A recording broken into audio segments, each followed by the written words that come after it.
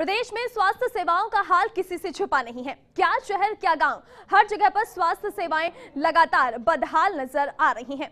मंत्री और सरकार प्रदेश की जनता को बेहतर चिकित्सा सुविधा मुहैया करवाने का दम भरते हों, लेकिन जमीनी हकीकत कुछ और ही है। सरकारी अस्पताल यानी वो अस्पताल जहां ज्यादातर गरीब तबका इलाज कराने के लिए जाता है, लेकिन अगर उसी अस्पताल में सुविधाओं का टोटा होने लगे तो सवाल खड़े होने लगते हैं। सरकार और चिकित्सा विभाग सरकारी अस्पतालों में बेड से लेकर इलाज तक की कोई कमी नहीं होने देने का दम भरती है, लेकिन इन सरकारी दावों का सच कुछ और ही है। सरकार और मंत्री भले कुछ भी कहें, लेकिन सच्चाई किसी से छिपी नहीं है।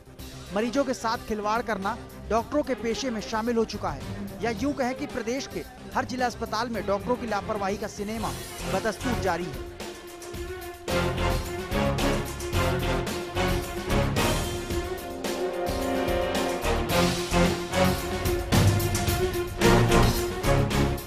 लेकिन सवाल यही है कि आखिर इन डॉक्टरों को सजा क्यों नहीं मिलती?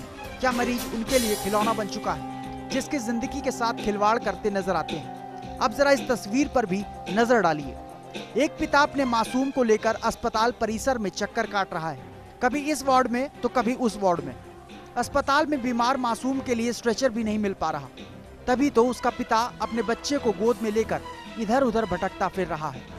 यही नहीं, माँ उसके हाथों में लगी ग्लूकोज की बोतल को पकड़े घूम रही है। मासूम बच्ची बुखार से तड़प रही है, लेकिन डॉक्टरों ने देखना तो दूर, उसको भर्ती तक नहीं किया। भगवान कहे जाने वाले डॉक्टरों की इस करतूत को आप क्या कहें? जिस भगवान के पास ये पिता अपनी मासूम के इलाज के लिए आया था, वहाँ इस तरीके का खिलवाड़ होना चिकित्सा विभाग और मंत्री जी पर भी सवाल खड़ा करता है। कहने के लिए ये भरतपुर का आरबीएम अस्पताल है, लेकिन इस अस्पताल में सुविधा के नाम पर महज खाना पूर्ति की जा रही है, तभी तो इलाज के लिए मासूम और उसके माता पिता इधर उधर भटकने को मजबूर हैं। लेकिन डॉक्टरों को इस बात से कोई लेना देना नहीं है।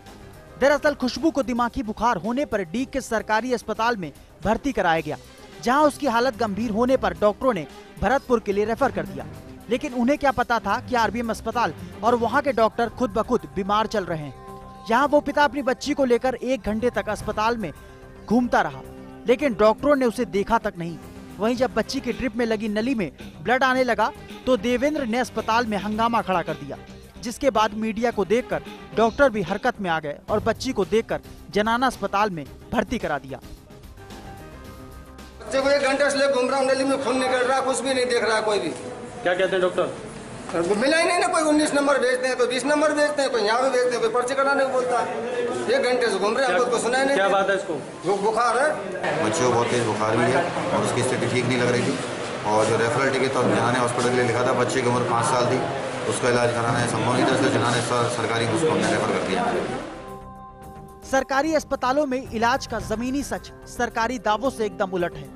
प्रदेश सरकार और हमारे चिकित्सा मंत्री भले ही सरकारी अस्पतालों को सुविधाओं से लैस करने में जुटे हों, लेकिन हकीकत कुछ और है।